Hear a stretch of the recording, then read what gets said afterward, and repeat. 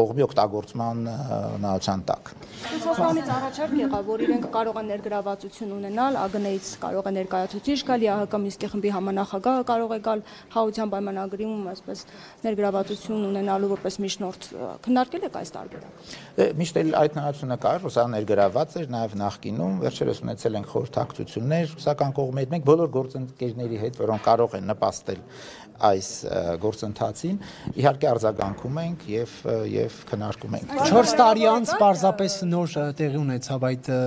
լայնամասշտաբ խորհրդակցությունները Ռուսաստանի հետ։ Չէ, ավելի քիչ, 4 չէր, մոտ մի տարի ու կես ինչ չենք ունեցել խորհրդակցությունները այս եւ ինչով է պայմանավորված, որ խորացված այդ խորհրդակցությունները տեղի են ունենում Հայաստանի եւ Ադրբեջանի, Ռուսաստանի միջեւ։ Արգործ նախարարների հանդիպումից հետո պայմանություն ձեռք բերվեց շարունակել խորհրդակցությունները եւ դա տեղի ունեցավ, իսկ այս հարցին դեռևս պատասխան չունեմ, ուղղակի կարող եմ ասել, որ մենք բոլոր գործընկերների հետ քննարկում ենք։ Բայց փոփոխություն կա, պարոն Հովհաննիսյան, եթե առաջօրինակ Երևանը հակված չէր, հա, այդպես խորացված համագործակցել այն կառույցների հետ, որտեղ Ռուսաստանն է, Նիկոլ Փաշինյանը չէր գնում մայիսին միջոցառումներին, հիմա այս տարի կարծեք բան է փոխվել եւ խորհրդակցություններ եք անցկացնում եւ ըստ Կրեմլի վարչապետը մասնակցելու է մայիսինյան այդ միջոցառմանը։ Չէ, խոսքը Ռուսաստանի մասին չէ, այլ երկրի մասներ գնում, չմասնակցությունը պայմանավորված է լրիվ այլ դեպքի հետ կապված։ Չէ, ես ԵԱՏՄ-ն նկատի չունեմ, օրինակ հենց անցած տարի այդ մայիսինի միջոցառմանը չմասնակցեց Նիկոլ Փաշինյանը։ Որ միջոցառմանը, չէ, բայց Դե գիտեք, դա նայած իրավիճակի տարբեր քաղաքական իրավիճակով պայմանավորված։ Չէ, սա պայմանավորված է թե մասնակցության հետ կապված ձևաչափերով, թե զբաղվածությամբ, համեմատես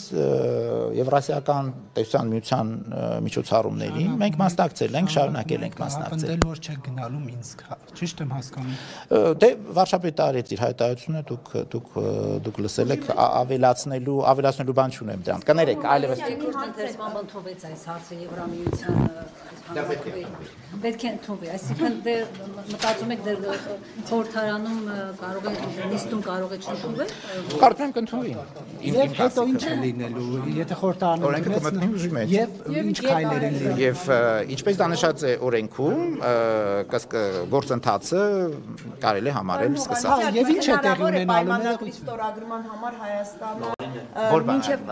խաղաղության պայմանագրի ստորագրման համար Հայաստանը մինչև դրա ստորագրումը սկսի Մինսկի խմբի լուծարման գործընթաց։ Այդ հարցին թե արգործ նախարարը, թե վարչապետը անդրադարձել են, ավելացնելու բան չունեմ։ Իհարկե մենք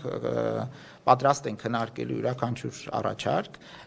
բայց իհարկե դա նաև կախված է խաղաղության այս գործընթացից։ Կներեք, այլևս չեմ։